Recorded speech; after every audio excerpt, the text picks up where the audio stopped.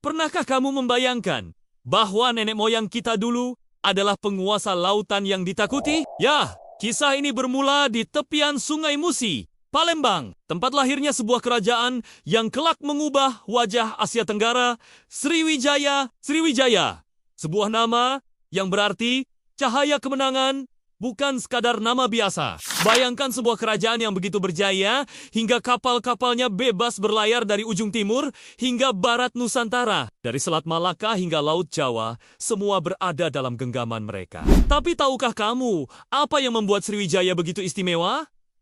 Jawabannya ada pada lokasi strategisnya. Palembang, ibu kota kerajaan ini, terletak persis di jalur perdagangan tersibuk masa itu, Selat Malaka. Setiap kapal dagang yang ingin melintasi selat ini harus singgah di pelabuhan Sriwijaya.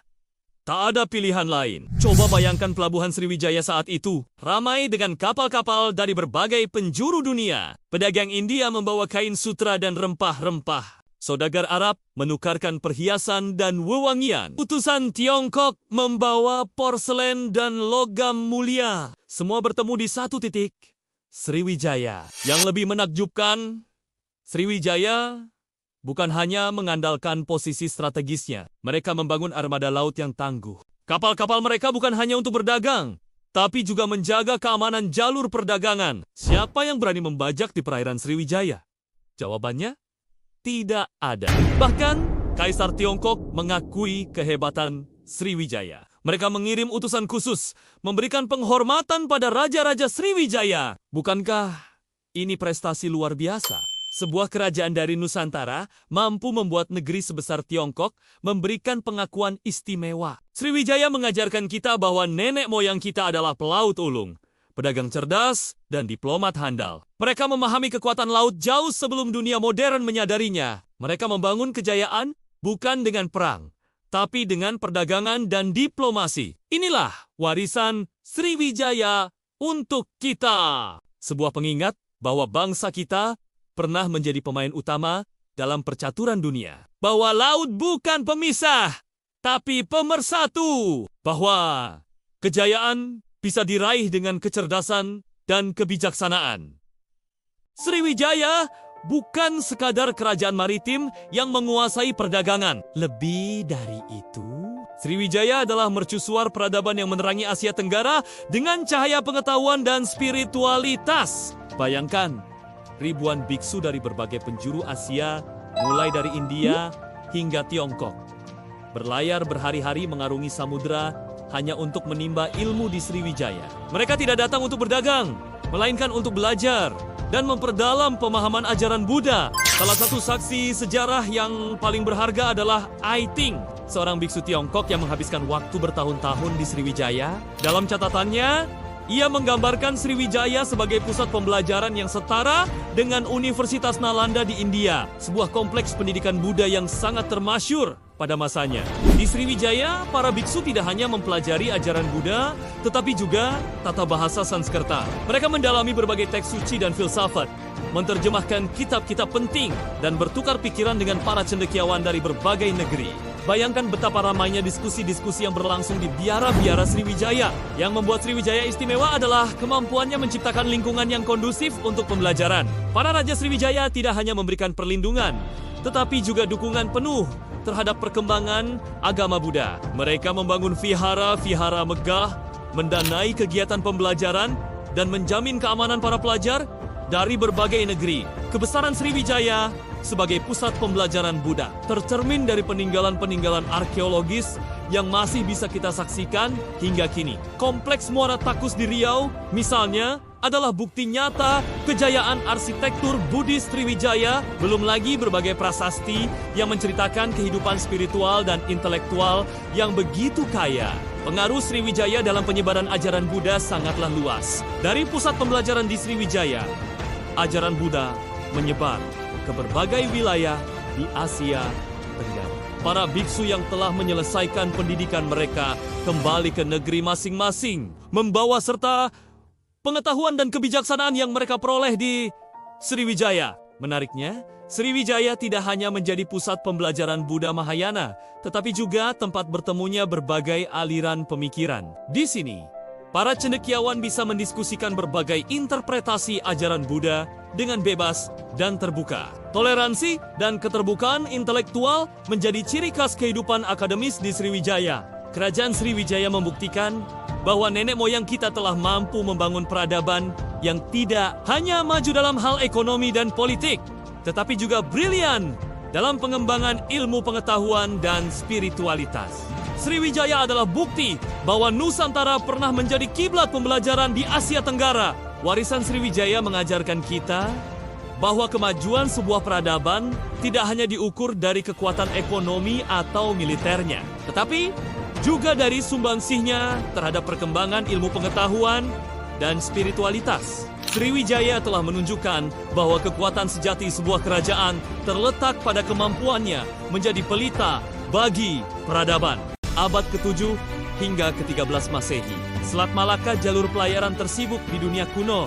Setiap kapal dagang yang melintas dari Arab hingga Tiongkok harus tunduk pada satu kekuatan, Sriwijaya. Tapi bagaimana Sriwijaya bisa mencapai kekuasaan sebesar ini? Jawabannya ada pada armada laut mereka yang perkasa. Kapal-kapal Sriwijaya bukan sembarang kapal.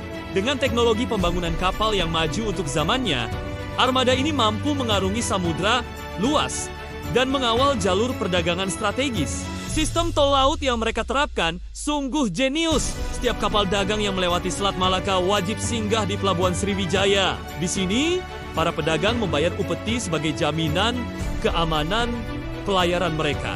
Bayangkan betapa modernnya pemikiran ini jauh sebelum konsep tol laut modern yang kita kenal sekarang. Yang lebih menakjubkan, Sriwijaya tidak hanya mengandalkan kekuatan militer. Mereka membangun reputasi sebagai pelindung jalur perdagangan. Para pedagang merasa aman karena Sriwijaya menjamin keselamatan mereka dari ancaman perompak. Ini bukan sekadar pemalakan.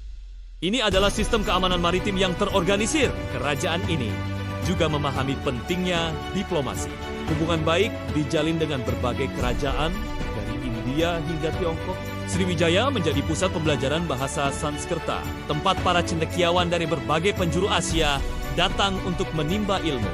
Kejayaan Sriwijaya membuktikan bahwa Nusantara pernah menjadi epicentrum ekonomi dunia. Mereka tidak hanya menguasai jalur perdagangan, tetapi juga menciptakan sistem yang menguntungkan semua pihak. Bayangkan, ketika Eropa masih dalam abad ke-8, nenek moyang kita sudah membangun imperium maritim yang disegani dunia, bahwa dengan visi yang jelas, teknologi yang mumpuni, dan sistem yang terorganisir, bangsa kita mampu menjadi pemimpin di kancah global. Bukankah ini menginspirasi bahwa DNA kejayaan maritim mengalir dalam darah kita? Sriwijaya, sang penguasa Selat Malaka, telah mencapai puncak kejayaannya.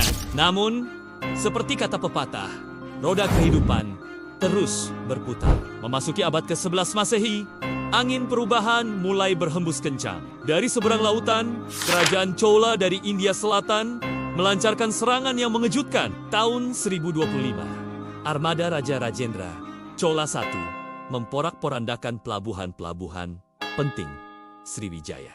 Mengapa Chola menyerang? Jawabannya sederhana. Persaingan dagang. Sriwijaya yang mengontrol Selat Malaka dianggap menghalangi ambisi perdagangan Chola di Asia Tenggara. Serangan ini bagaikan pukulan telak yang melemahkan dominasi Sriwijaya. Tapi, bukan hanya serangan Chola yang menjadi penyebab kemunduran Sriwijaya. Perubahan jalur perdagangan, munculnya pelabuhan baru, dan bangkitnya kekuatan-kekuatan maritim lain ikut menggerus pengaruh Sriwijaya. Perlahan tapi pasti, cahaya kejayaan Sriwijaya mulai meredup. Pada abad 13, ketika Majapahit mulai bangkit, Sriwijaya sudah tidak mampu mempertahankan dominasinya. Kerajaan yang dulunya menguasai lautan ini akhirnya harus mengakui keunggulan pewaris barunya. Majapahit, dengan strategi penguasaan wilayah darat dan laut, mengambil alih peran sebagai kekuatan utama di Nusantara. Meski demikian, warisan Sriwijaya tidak pernah benar-benar hilang. Jejak kejayaannya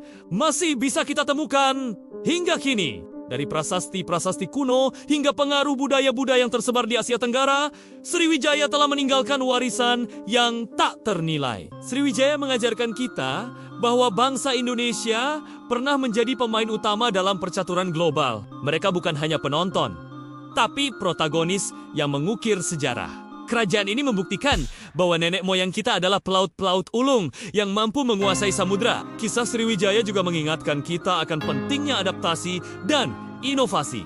Dalam dunia yang terus berubah, kemampuan untuk beradaptasi adalah kunci bertahan. Sriwijaya mungkin telah runtuh, tapi semangatnya untuk menguasai lautan tetap hidup dalam darah bangsa Indonesia. Nah, sobat sejarah, sekarang giliran kalian berpendapat. Menurut kalian, mana yang lebih hebat?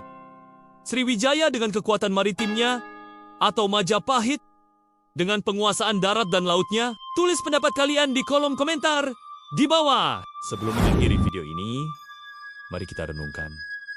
Kejayaan masa lalu Nusantara bukan sekadar nostalgia, tapi inspirasi untuk masa depan. Sebagai pewaris Sriwijaya, sudah seharusnya kita menjaga dan mengembangkan potensi maritim Indonesia. Terima kasih sudah menonton sampai akhir. Jangan lupa like, share, dan subscribe untuk mendukung channel ini terus berkarya. Sampai jumpa di video berikutnya dengan kisah sejarah menarik lainnya. Selamat bersejarah!